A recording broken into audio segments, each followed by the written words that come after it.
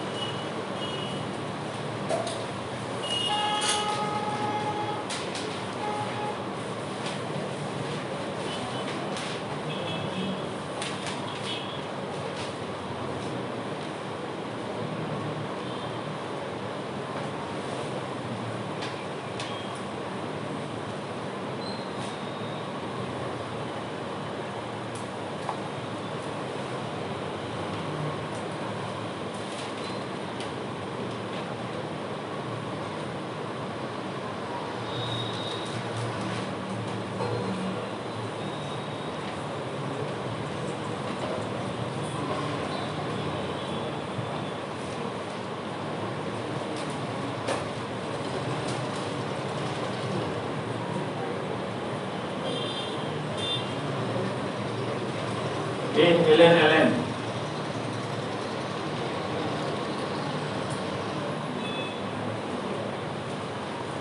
First formula है delta S equals to n into CV ln T2 upon T1।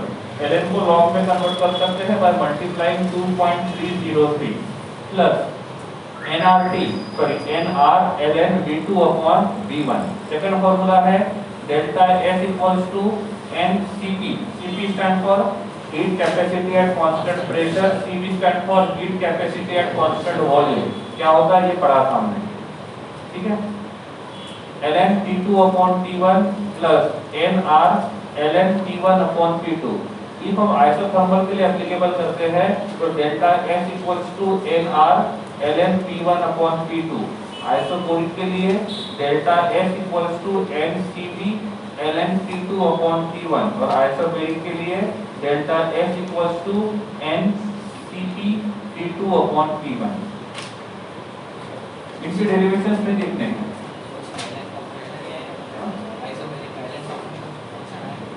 हाँ सभी में है, सभी में है ना? नहीं लिखा है तो समझना टाइपिंग मिस्टेक है। अब क्या आएगा? T2 upon T1।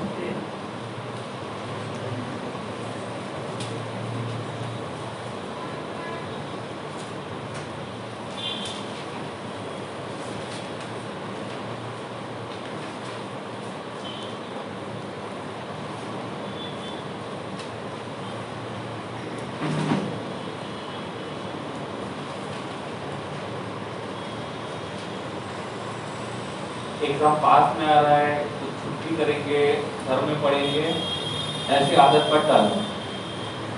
इतना सिलेबस पीछे छूट जाएगा ना कि जो चैप्टर चल रहा है वो भी नहीं होगा और उसके आगे का भी नहीं होगा, ठीक है। तो आदत डाल दो कि जो टाइम मिला है उसी में स्टडी करो और एक दिन पहले या 2 दिन पहले स्टडी करने की आदत भी फेंक दो। अब वो वक्त नहीं रहा, एग्जाम के 2 दिन पहले स्टडी कर लो और अच्छे मार्क्स लेके आ जाओ। आपको अच्छे मार्क्स तभी मिलेंगे जब आप कंटिन्यूटी रहेगी पढ़ने में और क्लास में। इस कंटिन्यूटी से कुछ नहीं होगा, ठीक है। हो गया? तो ये था एंट्रोपी के कुछ फॉर्मूलेस। न्यूमेरिकल जब सॉल्व करोगे तो उसको कभी कभी जरूरत पड़ेगा। मोस्टली दिन के ऊपर क्वेश्चन नहीं आता है, इतिहास आ गया तो ध्यान में रख देना, ठीक है। इस प्रकार से अब हमारा जो टॉपिक चल रहा था वो था फिजिबिलिटी ऑफ रिएक्शन वाला टॉपिक क्लोज करता हूं के लिए, ठीक है। कौन सा था? फिजिबिलिटी का। तो जब हम फिजिबिलिटी के बारे में पढ़ते हैं मतलब रिएक्शन के स्पॉन्टेनिटी के बारे में। तो हमने दो फैक्टर को स्टडी किया था, कौन सा? एक एनर्जी का फैक्टर था, दूसरा रैंडमनेस वाला फैक्टर था।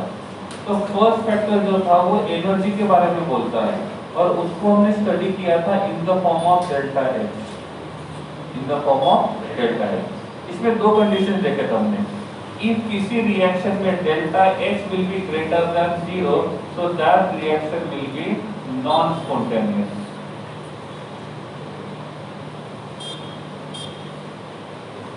और if that delta H will be less than 0 so that reaction will be spontaneous। सही है? पहले पढ़ा था। फिर पता चला कि कुछ रिएक्शंस ऐसे हैं जिस रिएक्शन के लिए डेल्टा H का वैल्यू पॉजिटिव है, फिर भी वो रिएक्शन फिजिबल है। हमने वेपोराइजेशन वाला प्रोसेस देखा था, H2O को लिक्विड से हमने गैसियस में लेके जा रहे हैं, इसमें तो डेल्टा H पॉजिटिव आता है, फिर भी वो रिएक्शन कैसा है? स्पॉन्टेनियस, फिजिबल है। तो इसके लिए हमने दूसरे फैक्टर को स्टडी किया था और जिसको हमने बोला था रैंडमनेस। क्या बोला था? रैंडमनेस। और इसी रैंडमनेस को हमने स्टडी किया था in the form of entropy, in the form of entropy. इसके फॉर्मूले भी देखे थे, delta S equals to Q upon T। दूसरा फॉर्मूला लिखा था delta S equals to delta H upon T। उसको 3 में कन्वर्ट किया था, वेपोराइजेशन, फ्यूजन और सब्लिमेशन में। सही है? तो यहाँ पे डेल्टा S में 3 बातें आती है। If delta S will be greater than 0 so that reaction will be spontaneous।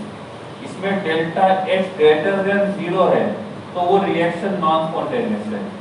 लेकिन किसी रिएक्शन में डेल्टा S ग्रेटर देन 0 होता है तो वो रिएक्शन स्पॉन्टेनियस होता है, क्योंकि एंट्रोपी बोलता है कि एंट्रोपी बढ़ना चाहिए तो रिएक्शन स्पॉन्टेनियस रहेगा।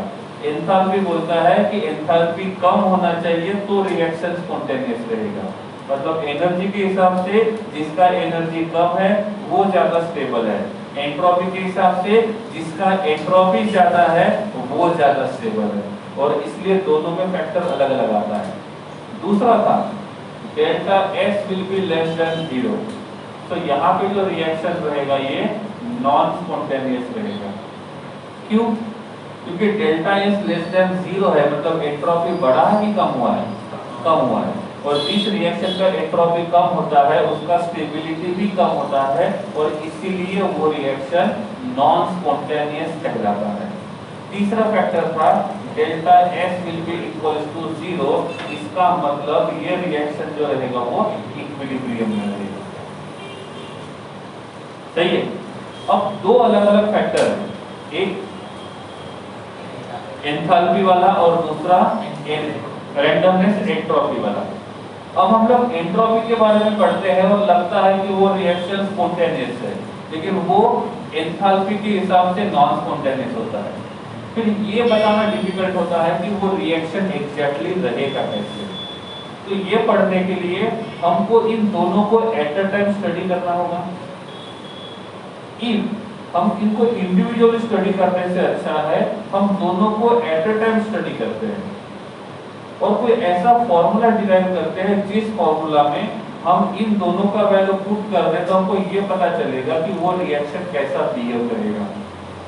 और ये काम करने का ये काम जो है वो एक साइंटिस्ट ने किया था, जिस साइंटिस्ट का नाम था गिब्स। तो इसने क्या किया, ये दोनों फैक्टर जो अलग अलग थे, दोनों फंक्शन जो अलग अलग थे, उन दोनों फंक्शन को एक साथ लेके आए और बोले कि इन दोनों फंक्शन को एक साथ लेके आएंगे और उनको स्टडी करेंगे तो आपको स्टडी करना भी इजी हो जाएगा और कौन सा रिएक्शन फिजिबल है और कौन सा रिएक्शन नॉन फिजिबल है ये बताना भी इजी रहेगा। और इसीलिए इन्होंने जो कंसेप्ट बताया था, इस कंसेप्ट को कहा जाता है गिब्स फ्री एनर्जी। क्या कहा जाता है? Gibbs free energy. गिब्स ने डिराइव किया था, इसको उसने अपना नाम दे दिया और उसको नाम दिया गिब्स फ्री एनर्जी। ये जो गिब्स फ्री एनर्जी का नाम है ये ओल्ड के हिसाब से है, न्यू के हिसाब से इसका नाम ओनली गिब्स एनर्जी है। तो फ्री वर्ड निकाल दिया, तो कुछ भी फ्री में नहीं मिलता है तो फिर ये नाम क्यों नहीं मिलता। और ये जो गिब्स फ्री एनर्जी है इसका सिंबल होता है G। अब ये हमने पीटी उसे जी में देखा था, और पीटी उसे जी जो होता है वो स्टेट फंक्शन होता है। इसका मतलब एक पॉइंट और जुड़ गया, it is a state function. और इफ ए स्टेट फंक्शन है तो इसके लिए हमको डेल्टा जी निकालना होगा। क्या निकालना होगा? Delta G. डेल्टा जी निकालने का फॉर्मूला है gives free energy of product minus gives free energy of reactant. तो रिएक्टेंट को फ्री एनर्जी दिया है और प्रोडक्ट को फ्री एनर्जी दिया है, वहां से हम लोग डेल्टा जी का वैल्यू निकाल सकते हैं। उन्होंने एक और फॉर्मूला डिराइव किया था, वो था G equals to x minus Ts, where G stand for H stand for enthalpy, T stand for temperature and S stand for entropy। सही है?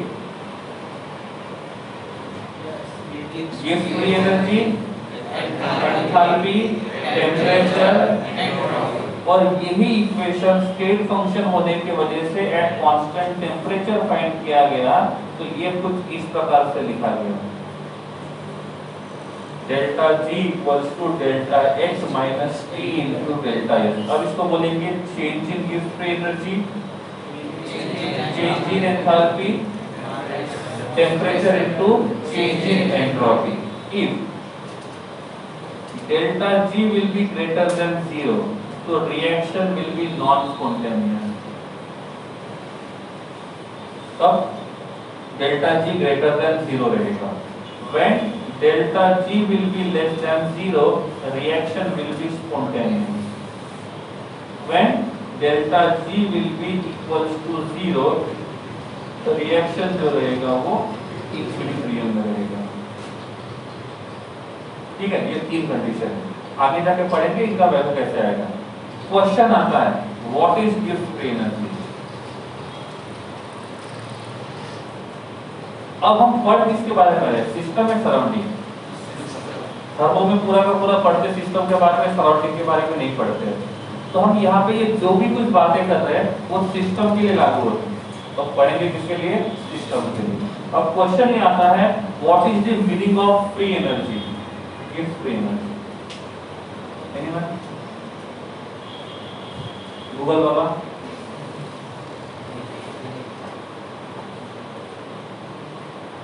ये बता सकता है मतलब कुछ डेफिनेशन नहीं।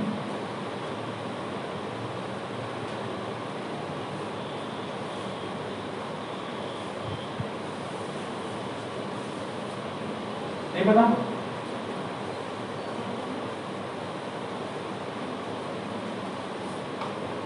क्या फायदा साइंस पढ़ते थे? कॉमर्स से पढ़ते हैं, आर्ट्स चले जाते हैं। अब थोड़ा सा कॉमर्स पढ़ते हैं। एक बैंक है ए, कौन से बैंक है? ए। बैंक में तो पैसा रखेंगे ना, उससे तो लोन लेंगे, दो ही ऑप्शन है। उस बैंक में हमको अकाउंट खोलना है। क्या खोलना है? अकाउंट। और ये अकाउंट खोल के मैंने वहां पे 10,000 रुपए डिपॉजिट कर दिए। कितने? 10। अभी तो 10,000 मैंने बैंक में रख दिया। अब किसी ने मुझे पूछा आपके बैंक में कितने पैसे हैं, क्या बोलेंगे? 10,000 रुपए है। हमने रखा तो हमको पता हुआ ना कितने हैं। हाँ। अब हर बैंक जो होता है वो एक लिमिट रखता है कि आपको अकाउंट में हमेशा मिनिमम इतना बैलेंस रखना है। अब ये तो ए बैंक है, इन्होंने क्या किया, वो लिमिट रख दिया 1000 का। कितना? 1000। मैं बोला कि आपको मिनिमम 1000 तो रखनी ही होगी। जब आपने 5000 डाले हैं तो 5 में से आप 4 ही निकाल पाओगे, 1 नहीं निकलेगा। क्यों? क्योंकि वो मिनिमम वाला है। ठीक है, तो अभी आपने अकाउंट में पैसे कितने डाले? 10,000। किसी ने आपको पूछा कितने पैसे अकाउंट में है? 10,000। निकालने के लिए एटीएम में गए, 10,000 डाल दिए। उसने बोला insufficient amount in your account, not in ATM. ATM में सफिशिएंट है, अकाउंट में नहीं है। अब आपने उसमें 9,000 डाल दिया, आवाज आएगा थोड़ा सा, पैसे निकल जाएंगे। निकल गए पैसे कितने? ये तो गलत है ना। पैसे आपके 10,000 है, लेकिन आपको काम में कितने आ रहे हैं? सही है, तो टोटल अमाउंट कितना था? 10,000। काम करने के लिए कितना यूज में आ रहा है? ठीक है, तो यही फर्क होता है गिफ्ट फ्री एनर्जी और इंटरनल एनर्जी में। इंटरनल एनर्जी का मतलब होता है total amount of energy which is present in a system. तो किसी भी सिस्टम के अंदर जो टोटल अमाउंट ऑफ एनर्जी है उसको हम बोलेंगे इंटरनल एनर्जी। तो इसके हिसाब से इसका इंटरनल अमाउंट कितना हो गया? 10,000। तो है कितना? 10,000। काम करने के लिए कितना यूज में आ रहा है? 9,000। तो वो बनता है गिफ्ट फ्री एनर्जी। तो सिस्टम के पास जो पूरा एनर्जी है उस एनर्जी में से जितना एनर्जी सिस्टम काम करने के लिए यूज कर सकता है उसको हम बोलते हैं गिफ्ट फ्री एनर्जी। मोबाइल लेते हैं, बोलते हैं 64 GB का स्टोरेज है, मोबाइल ले लिया, बाद में देखा तो 60 दिखा रहा है, 4 तो पहले चला गया।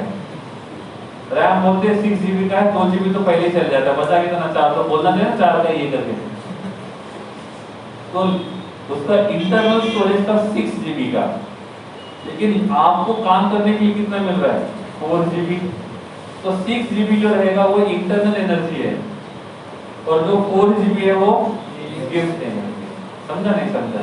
तो दोनों के बीच का डिफरेंस समझ में आ रहा है? दो ऑप्शन, तो रट्टा मारो या तो समझो, दोनों ऑप्शन सही है, आपके ऊपर डिपेंड है। तो इसका मतलब होता है किसी भी सिस्टम के अंदर जो टोटल अमाउंट ऑफ एनर्जी होता है इसको बोलेंगे हम लोग इंटरनल एनर्जी।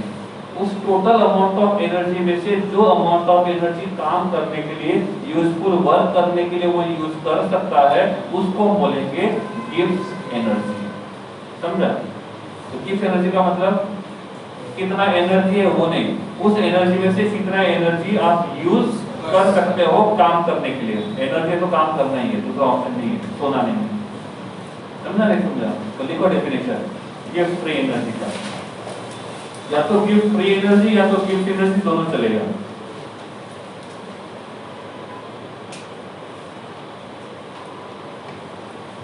टॉपिक का नाम होना चाहिए गिफ्ट फ्री एनर्जी या तो गिफ्ट एनर्जी। देखो पहले डेफिनेशन लिखो, बाकी पॉइंट बाद में लिख देना। The maximum amount of energy, the maximum amount of energy, the maximum amount of energy available to the system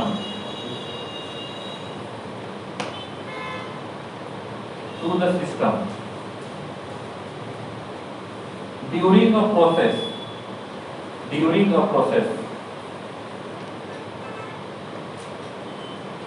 that can be converted into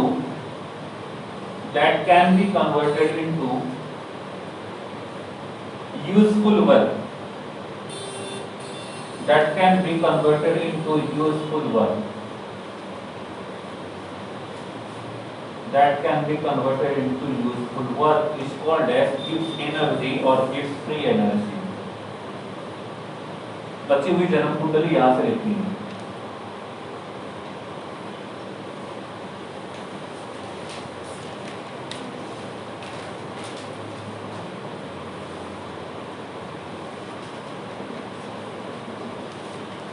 ये सब यहां से लिखना है।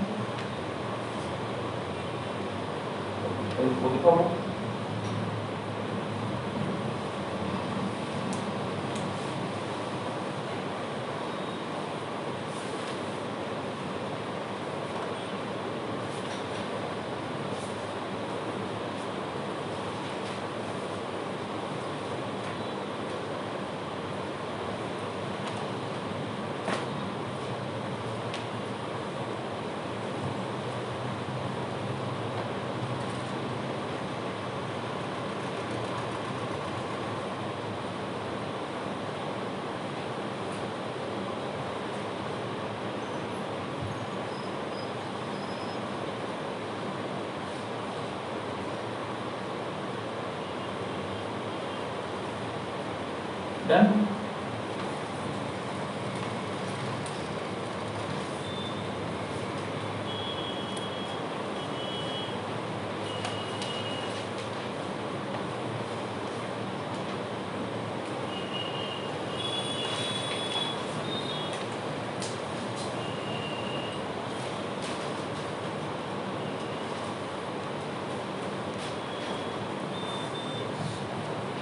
ओके, चलो कॉपी क्लोज कर दो। अब हो गया कॉमर्स का काम 10,009। अब इस फंक्शन का मतलब इंट्रोडक्शन क्यों किया गया था? रिएक्शन की फिजिबिलिटी बताने के लिए। तो इन दोनों के बीच में जो कंफ्यूजन क्रिएट होता था, हम जाएंगे किसके हिसाब से, हम इसके हिसाब से जाएंगे दिस वन, और इसी से पता करेंगे कि रिएक्शन स्पॉन्टेनियस है कि नॉन स्पॉन्टेनियस। मतलब फर्स्ट स्टैंडर्ड में पढ़ा था कि डेल्टा H नेगेटिव तो रिएक्शन स्पॉन्टेनियस, सेकंड में जाके पढ़ा रैंडमनेस ज्यादा तो स्पॉन्टेनिटी ज्यादा, और फिर थर्ड में आके ये पढ़ते हैं, ये पहले पढ़ चुके इसलिए। तो अब पता चलेगा, मतलब छोटे बच्चों के हिसाब से ये सही है, बड़ों के हिसाब से ये सही है कि रिएक्शन कब स्पॉन्टेनियस होगा कब नॉन स्पॉन्टेनियस होगा। ये तो इक्वेशन है, delta G equals to delta H minus T into delta S, इसका अब काम आएगा, इसको ब्रैकेट में लिख सकता हूँ, सही है। तो T इंटू डेल्टा S में इसको मिला रहे हैं, इसको सब्ट्रैक्ट कर रहे हैं, सब्ट्रैक्ट कर रहे हैं ना, तो बीच में साइन कौन सा है, माइनस। अब यहाँ पे हम लिखते हैं डेल्टा H, यहाँ पे मैं लिखता हूँ डेल्टा S, और यहाँ पे लिखता हूँ मैं डेल्टा G, तीनों अलग अलग काम। अब देखेंगे कब कौन सा रिएक्शन किस टेम्परेचर पे स्पॉन्टेनियस रहेगा और किस टेम्परेचर पे नॉन स्पॉन्टेनियस रहेगा। कंडीशन नंबर 1, हम ये जो भी पढ़ते हैं वो साइन के हिसाब से जा रहे हैं, वैल्यू के हिसाब से नहीं। वैल्यू में थोड़ा सा वेरिएशन हो सकता है, हम साइन के हिसाब से जाएंगे, क्वेश्चन भी साइन के हिसाब से ज्यादा आता है। क्वेश्चन ऐसा है, एक रिएक्शन है, उस रिएक्शन में डेल्टा H पॉजिटिव है, कैसा है, डेल्टा H पॉजिटिव, तो ये रिएक्शन एंडो होना चाहिए, एक्सो होना चाहिए, एंडो होना चाहिए। रिएक्टेंट और प्रोडक्ट में से किसका एनर्जी ज्यादा है, प्रोडक्ट का, और किसका एनर्जी कम है, मतलब ज्यादा स्टेबल कौन है,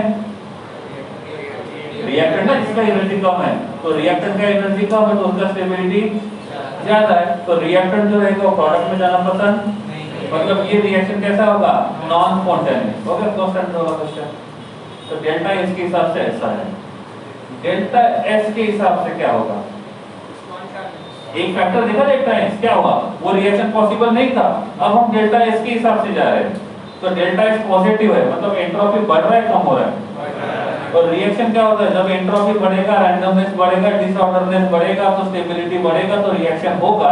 तो एक फैक्टर कहता है रिएक्शन होगा, दूसरा फैक्टर कहता है रिएक्शन नहीं होगा, दोनों को मिला के देखेंगे रिएक्शन कब हो सकता है कब नहीं हो सकता। समझ रहे हैं कुछ, अच्छा है। अब ये वाला जो टर्म है ये पॉजिटिव है कि नेगेटिव है, पॉजिटिव। हम बात करते हैं इसकी, ये टर्म कैसा है, पॉजिटिव, तो ये पूरा यहां से यहां तक का टर्म कैसा बनेगा, नेगेटिव। क्यों नेगेटिव बना, उसके सामने नेगेटिव साइन है इसलिए पॉजिटिव, समझ में आ रहा है, हाँ। तो ये पूरा का पूरा टर्म कौन सा हो गया, नेगेटिव, और ये पॉजिटिव, इनको मिला नहीं है ना, हाँ। अब आप मुझे बताओ डेल्टा G क्या होगा, पॉजिटिव और नेगेटिव, कोई ऑप्शन है ना, पॉजिटिव या नेगेटिव, चार तो है नहीं, आधा नेगेटिव आधा पॉजिटिव। सोचो 30 सेकंड दिया सोचने के लिए, इसमें डेल्टा G कैसा होगा, पॉजिटिव एंड नेगेटिव। 30 सेकंड सोचने के लिए दिए, देखने के लिए नहीं।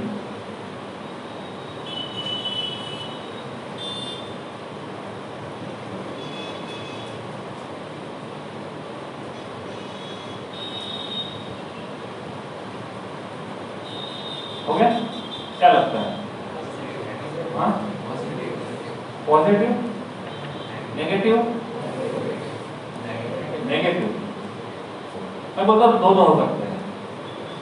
कैसे, पहले रिएक्शन मैंने लो टेम्परेचर पे किया, कहां पे, लो टेम्परेचर पे, तो T का वैल्यू कम होगा, टी का वैल्यू कम होगा तो इन दोनों का प्रोडक्ट भी कम होगा, इन दोनों का प्रोडक्ट कम होगा तो नेगेटिव टर्म छोटा होगा, पॉजिटिव टर्म बड़ा होगा। मैंने बोला साइन एग्जैक्ट वैल्यू हमारे पास नहीं है, हम साइन के हिसाब से जाते हैं। तो जब लो टेम्परेचर पे रिएक्शन करते हैं तो टेम्परेचर कम है तो इन दोनों का प्रोडक्ट जो रहेगा वो भी कम रहेगा, तो ये नेगेटिव वाला टर्म जो रहेगा वो छोटा रहेगा और पॉजिटिव वाला टर्म बड़ा रहेगा। तो डेल्टा जी क्या आएगा? Positive at low temperature, high temperature. दूसरा कंडीशन, मैंने टेम्परेचर बहुत ज्यादा रखा तो T इंटू डेल्टा एस का वैल्यू भी ज्यादा होगा, और जब T इंटू डेल्टा एस का वैल्यू ज्यादा है मतलब नेगेटिव टर्म बड़ा है और पॉजिटिव टर्म छोटा है, तो डेल्टा जी क्या आएगा? नेगेटिव। तो डेल्टा जी नेगेटिव आएगा कि पॉजिटिव आएगा, वो किसके ऊपर डिपेंड करेगा? टेम्परेचर। क्योंकि ये जो पूरा का पूरा इक्वेशन है वो टेम्परेचर डिपेंडेंसी के हिसाब से है। इस टेम्परेचर पे क्या रहेगा? इस टेम्परेचर पे 0 रहेगा, इस टेम्परेचर पे पॉजिटिव रहेगा, इस टेम्परेचर पे नेगेटिव रहेगा। तो it just a variation of temperature. तो ये वाला रिएक्शन डेल्टा जी का वैल्यू पॉजिटिव बताएगा, नेगेटिव बताएगा? दोनों बताएगा। तो मैं यहाँ पे लिखता हूँ delta G is positive at low temperature, high temperature. समझ में आ रहा है? जब T का वैल्यू छोटा है तो इन दोनों का प्रोडक्ट भी छोटा होगा, तो नेगेटिव टर्म छोटा है, पॉजिटिव टर्म बड़ा है, तो डेल्टा G का वैल्यू पॉजिटिव आएगा। तो ये रिएक्शन जो रहेगा at low temperature, at low temperature reaction will be non spontaneous. तो इफ किसी रिएक्शन का डेल्टा H पॉजिटिव है और डेल्टा S नेगेटिव है तो वो रिएक्शन लो टेम्परेचर पे पॉसिबल नहीं होगा। लेकिन वही रिएक्शन, जिस रिएक्शन में डेल्टा X पॉजिटिव है, डेल्टा S भी पॉजिटिव है, वो रिएक्शन हाई टेम्परेचर पे करते हैं तो क्या होगा? नेगेटिव टर्म बड़ा होगा, पॉजिटिव टर्म छोटा होगा, डेल्टा G का वैल्यू नेगेटिव आएगा एट हाई टेम्परेचर, और रिएक्शन जो रहेगा वो कैसा रहेगा?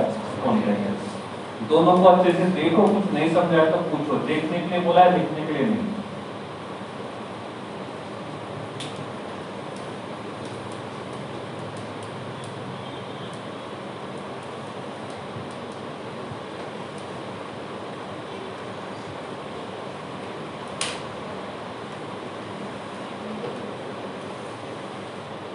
हमको बस ये बताना है रिएक्शन कब होगा, कब नहीं होगा। इक्विलिब्रियम के बारे में नहीं सोचना है, वैल्यू के बारे में नहीं सोचना है, साइन के हिसाब से जाना है। ओके है? चलिए आगे। चलो तीसरा कंडीशन बताता हूँ, सोचने के लिए 20 सेकंड आपके पास रहेंगे, बीच में किसी का आवाज नहीं आएगा। Condition number 3, delta H negative है और डेल्टा S पॉजिटिव है। So what will be the value of delta G and at which temperature that will be? Low, high, that one.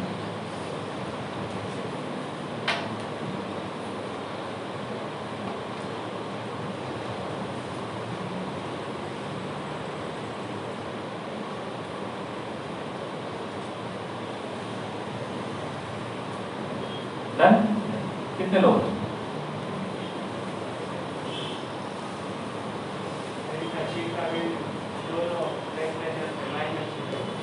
लो पे भी माइनस, इसमें भी माइनस,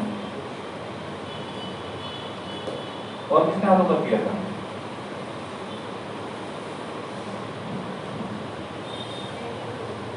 ऑलवेज नेगेटिव और low temperature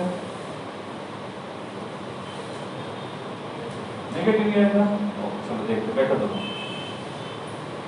delta H negative है, इसका मतलब ये वाला टर्म जो है वो नेगेटिव बन गया। डेल्टा S कैसा है? तो डेल्टा S पॉजिटिव है, तो ये वाला पूरा टर्म क्या बनेगा? नेगेटिव। अब यहाँ पे भी नेगेटिव है, यहाँ पे भी नेगेटिव है, तो नेगेटिव नेगेटिव पॉजिटिव एडिशन है ना। हाँ, तो नेगेटिव नेगेटिव जो रहेगा वो नेगेटिव ही रहेगा। अब नेगेटिव है मतलब डेल्टा जी का वैल्यू नेगेटिव, डेल्टा जी का वैल्यू नेगेटिव, तो रिएक्शन जो रहेगा वो स्पॉन्टेनियस होना चाहिए। अब मैंने टेम्परेचर कम रखा तो एक नेगेटिव टर्म छोटा है, दूसरा नेगेटिव टर्म बड़ा है, तो आने वाला आंसर नेगेटिव ही आएगा। टेम्परेचर बहुत ज्यादा रखा तो एक नेगेटिव टर्म बड़ा है, दूसरा नेगेटिव टर्म छोटा है, आने वाला आंसर नेगेटिव ही आएगा। तो आप यहाँ पे कुछ भी करो, डेल्टा जी का वैल्यू नेगेटिव रहेगा eight any temperature, eight any temperature. इसका मतलब ये रिएक्शन जो रहेगा वो कैसा रहेगा, स्पॉन्टेनियस एट ऑल टेम्परेचर। तो जिस रिएक्शन का डेल्टा एच नेगेटिव होता है और जिस रिएक्शन का डेल्टा एस पॉजिटिव होता है वो रिएक्शन सभी टेम्परेचर पे, क्यों? क्योंकि डेल्टा एच वाला फैक्टर एक होता है कि जिस रिएक्शन का डेल्टा एच नेगेटिव होता है वो पॉसिबल है, और एंट्रोपी फैक्टर बोलता है जिस रिएक्शन का एंट्रोपी पॉजिटिव है वो रिएक्शन स्पॉन्टेनियस है। सही है, अब इसे सही जा रहे हैं। नंबर 4, टाइम उतना ही है और कंडीशन वही है।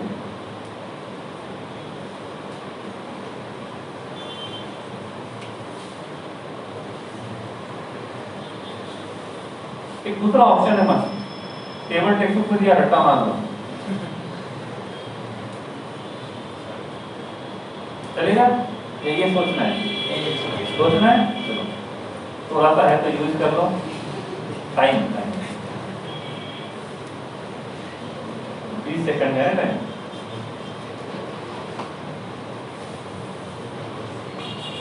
डन? क्या होगा? लो temperature, high temperature, all temperature. Delta x positive है, डेल्टा एस नेगेटिव है, नेगेटिव इंटू नेगेटिव पॉजिटिव, तो ये टर्म पॉजिटिव है, ये भी टर्म पॉजिटिव है। मान लिया टेम्परेचर बहुत छोटा है, ये वाला पॉजिटिव टर्म छोटा है, ये पॉजिटिव टर्म बड़ा है, आने वाला डेल्टा जी पॉजिटिव ही रहेगा। लो टेम्परेचर, हाई टेम्परेचर, ये पॉजिटिव बड़ा है, ये पॉजिटिव छोटा है, तो आने वाला आंसर पॉजिटिव। तो this reaction will be positive at any temperature, तो this reaction will be non spontaneous. तो जिस रिएक्शन का डेल्टा एस पॉजिटिव है और जिस रिएक्शन का डेल्टा एस नेगेटिव है, अब चाहे जितना जोर लगा लो वो रिएक्शन कभी भी स्पॉन्टेनियस नहीं होगा, वो हमेशा नॉन स्पॉन्टेनियस ही रहेगा। तो खाली पता मेहनत नहीं करनी है, समझ जाना है कि ये नहीं हो पाएगा। Okay, 4 condition. नंबर 5, ये नेगेटिव है और ये भी नेगेटिव है, सोचो।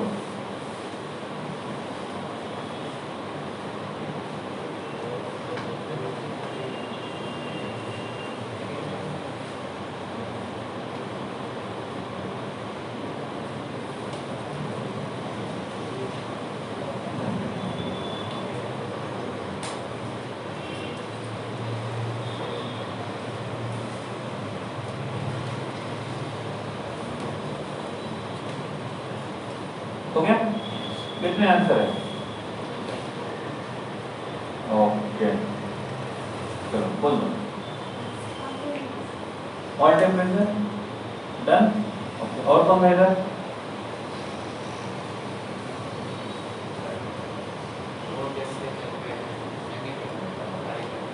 मतलब 2 टेम्परेचर पे स्पॉन्टेनियस, हाई टेम्परेचर पे नॉन स्पॉन्टेनियस।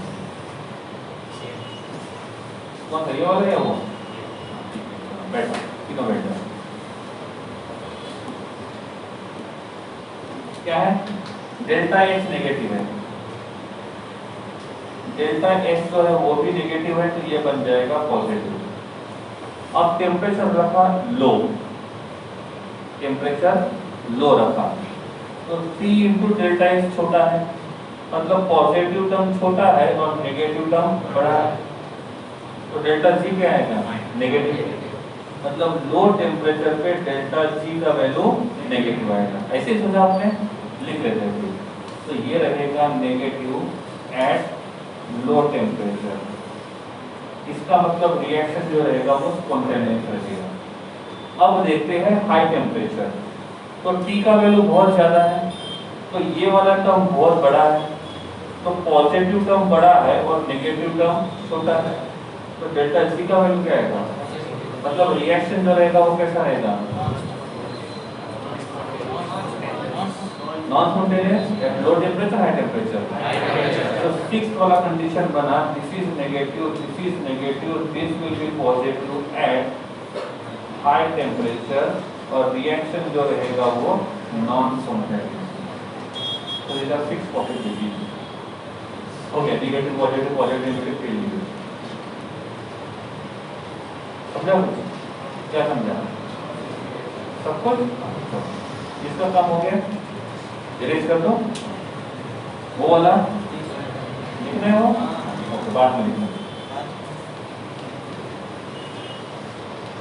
तैयार हो गए तो पेन पेंसिल पकड़ लिया, ठीक है।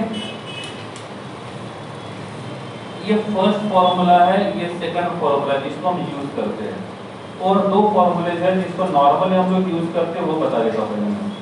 Formula number 3, delta G degree equals to minus N F E degree. Degree जहां पे भी आता है तो मान देना है कि वो स्टैंडर्ड कंडीशन होनी चाहिए। अब डेल्टा जी डिग्री क्या है? Change in internal energy. अब मैं यूज करता हूँ एन।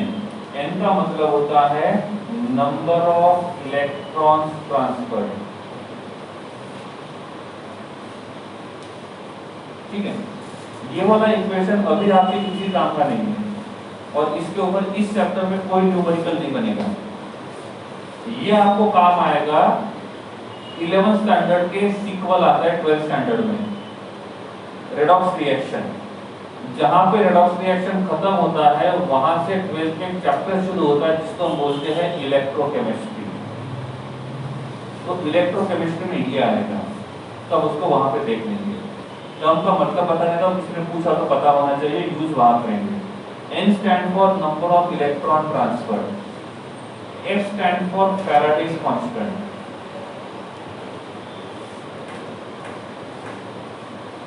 और 1 Faraday's का मतलब होता है 96500 कूलम,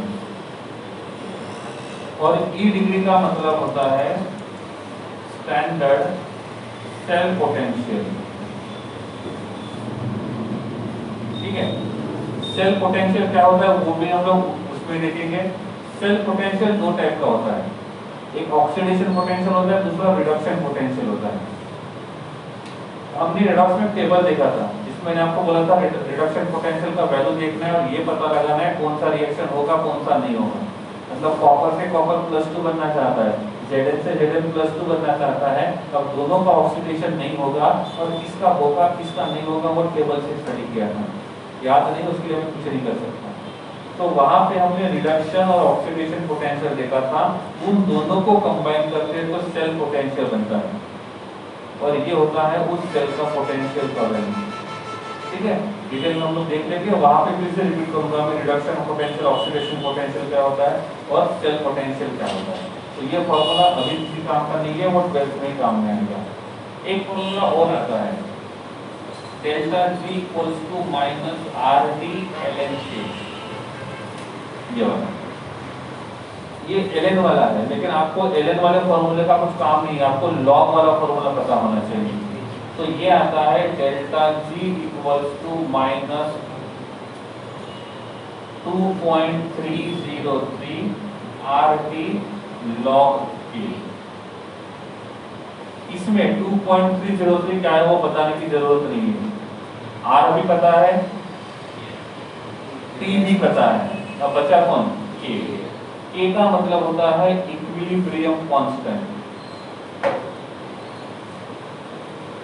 के का मतलब होता है इक्विलिब्रियम कांस्टेंट। अब इस चैप्टर में ये पूछा जा सकता है, आपको डेल्टा जी दिया है, आर दिया है, टी दिया है और के पूछा है, मतलब क्या पूछा है? Equilibrium constant. तो यहाँ पे इसके ऊपर इस चैप्टर में क्वेश्चन बनता है। अब ये क्वेश्चन बनेगा तो हमको ये पता होना चाहिए कि इक्विलिब्रियम कांस्टेंट क्या है। अभी के लिए हम उसका सिंबल याद रखो कि ये इक्विलिब्रियम कांस्टेंट है, ये क्या होता है ये हम लोग नेक्स्ट चैप्टर में पढ़ेंगे जो आता है इक्विलिब्रियम। तो इक्विलिब्रियम कांस्टेंट क्या होता है हम वहां पे पढ़ेंगे, अभी आपको बस उसको याद रखने के लिए ये है, ठीक है। तो ये आपका लास्ट वाला फॉर्मूला, इसको यूज करेंगे इस चैप्टर में, इस फॉर्मूले को यहाँ पे यूज नहीं करेंगे। अब यहाँ पे ये वाले टर्म बड़े काम की है, कौन सी? लॉग। सही है। इसमें ऐसा होता है if k will be greater than 1, it means delta g will be less than 0. दूसरा, if k will be less than 1, then delta g will be greater than 0. समझा? एक्सप्लेन करो, समझा? एक्सप्लेन करो, ठीक है। इक्वेशन क्या है हमारा ये वाला, delta G equal to -2.303 RT log k, सही है। अब log k के जगह में 2 लिखता हूं, मतलब हमको log निकालना है 2 का। तो अब k का वैल्यू 1 से ज्यादा है 1 से कम है? 1 से ज्यादा है। log 2 का वैल्यू कैसे निकालते हैं वो आपको मैंने बताया था। log 2 का जो वैल्यू है वो आता है 0.3010। क्या आता है? 0.3010। log उनका निकालते हैं जिनमें डेसिमल पॉइंट नहीं है या 0 पॉइंट नहीं है, मतलब वो नंबर 1 से ज्यादा होना चाहिए, 1 से कम नहीं। एंटी लॉग निकालते हैं 0 पॉइंट का, 1 पॉइंट का नहीं या 2 पॉइंट का नहीं। वो लॉग निकालना है तो आपको उसके लेफ्ट डेसिमल पॉइंट के लेफ्ट साइड में 0 नहीं होना चाहिए, और एंटी लॉग निकालना है तो होना नहीं चाहिए। दोनों अलग अलग है। एग्जांपल के साथ बताऊंगा, अभी के लिए जो बोला था वो ध्यान में रखना है। अब log 2 बोला है तो log 2 मतलब ये पूरा का पूरा टर्म कितना हुआ? 0.3010। अब इस 0.3010 को इस नंबर के साथ मल्टीप्लाई करूंगा तो डेल्टा जी का वैल्यू पॉजिटिव है कि नेगेटिव है? क्यों? क्योंकि ये जो वैल्यू है वो कैसा है? पॉजिटिव। ये वैल्यू कैसा है? Negative. Negative multiplied by positive, तो वैल्यू जो रहेगा वो नेगेटिव रहेगा। मतलब delta G will be less than 0। कब? जब k का वैल्यू 1 से ज्यादा है। k का वैल्यू 1 से ज्यादा है तो delta G will be less than 0। नहीं समझा? नहीं, हम टेम्परेचर को, हम इन दोनों का रिलेशन देख रहे हैं, इन दोनों के बाद सही। अब ये टेम्परेचर कम होके कितना होगा? नेगेटिव में तो नहीं होगा, क्योंकि टेम्परेचर यूज किस में करते हैं? केल्विन में। और 1 डिग्री सेल्सियस का मतलब होता है 273 केल्विन। तो उस केल्विन को नेगेटिव में आने के लिए इतना टेम्परेचर तो पॉसिबल ही नहीं है रियल में, सही है। वो हाइपोथेटिकल लगा साउथ मूवीज जैसे कुछ भी कर सकते हो। तो ये log का वैल्यू यहाँ पे k का वैल्यू 1 से ज्यादा है, k का वैल्यू 1 से ज्यादा रहेगा तो डेल्टा g का वैल्यू नेगेटिव आएगा 100%। अब क्या हुआ? दूसरा, delta g equals to -2.303 RT log 0.5। इसमें k का वैल्यू कितना है? अरे log k की जगह मैंने ये लिखा ना, तो k का वैल्यू कितना है? 0.5। अब यहाँ पे k का वैल्यू 0.5 है तो ये 1 से ज्यादा है 1 से कम है? 1 से कम है, मतलब ये वाली टर्म आ गई। और मैंने आपको बोला था log 0 पॉइंट का नहीं आता है, तो इसको हम कन्वर्ट करेंगे तो मैं इसको लिखता हूं log 1/2 लिख सकता हूं, सही है। अब इस डिनोमिनेटर और न्यूमरेटर को एक्सचेंज करेंगे तो क्या होगा? log 2/1, सही है ना। अरे इन दोनों को एक्सचेंज करेंगे तो क्या होगा? log 2/1 और log 2/1 मतलब log 2 हो गया। तो जब हम log के टर्म्स का न्यूमरेटर और डिनोमिनेटर एक्सचेंज करते हैं तो साइन को भी एक्सचेंज करना होता है। तो ये बन जाएगा प्लस 2.303 RT log 2। अब ये log 2 का जो वैल्यू है वो तो पॉजिटिव है और इधर वाला टर्म भी पॉजिटिव है, तो डेल्टा जी किस में आएगा? पॉजिटिव। इसका मतलब यहाँ पे डेल्टा जी किस में आएगा? Greater than 0 less than 0। और इसलिए यहाँ पे लिखा हुआ है कि k का वैल्यू लेस देन 1 होता है, मतलब वो डेसिमल पॉइंट में है और डेसिमल पॉइंट को निकालना है तो हम ऐसा एक्सचेंज करेंगे। एक्सचेंज करने की वजह से सामने का साइन जो रहेगा वो चेंज हो जाएगा, तो आने वाला आंसर जो रहेगा वो पॉजिटिव आएगा। और इसलिए यहाँ पे लिखा हुआ है कि जब k का वैल्यू लेस देन 1 होता है तो डेल्टा g जो रहेगा वो कैसा रहेगा? ग्रेटर देन 0 रहेगा। नहीं समझा? ओके है? सही गलत है? अब लॉग कैसा निकालते वो तो मैं आपको नहीं बताऊंगा, एंटी लॉग से नहीं बताऊंगा, क्यों? हाँ, और वो भी बता दिया था कैलकुलेटर को यूज कैसे करके कैसे हम देखेंगे, ठीक है?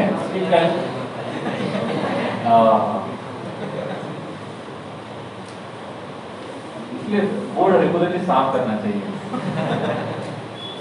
ठीक है, कोई बात नहीं, अपने ही बच्चे हैं, देख लेते हैं। तो लॉग और एंटी लॉग यहाँ पे लिखा है, कैसे निकालते हैं। अब जो बातें हमको देखनी है, लॉग में तो ज्यादा प्रॉब्लम नहीं आता है, दिक्कत आती है एंटी लॉग में। तो अब मैं आपको बताऊंगा कि एंटी लॉग निकालते कैसे हैं, कैलकुलेटर में कैसे निकालते हैं वो आपको पता है, उसके पहले की प्रोसेस आपको नहीं पता है, पहले वो बताता हूँ। अब मैंने बोला मेरे पास लॉग ए है, इसका वैल्यू दिया है 2.5986, इसका वैल्यू दिया है लॉग ए का, इसका वैल्यू दिया है लॉग ए का।